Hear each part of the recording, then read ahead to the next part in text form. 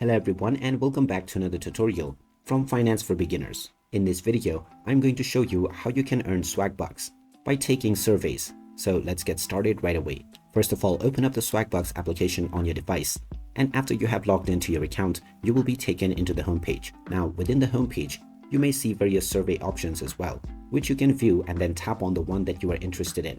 You can also tap on surveys at the bottom section, which will now show you the various different survey providers. Just tap on whichever survey you wish to participate in, and this will now load up the survey right away. Just accept the terms and conditions, and once you agree with them, you can simply fill out the information that is asked of you. Now, once you have completed the survey and provided all of the answers, you will be given your reward. After this, you can go back, and after some time, the reward will be updated within your total Swagbucks. You can participate in as many surveys as you wish to get rewarded, and you can also see how much each survey will offer you as a reward before participating. So there you have it. That is how easy it is to get rewarded by participating in surveys within the Swagbucks application. If you find this video helpful, don't forget to hit that like button and subscribe to our channel for more useful tips and tutorials. Thanks for watching, and I will see you again in the next one.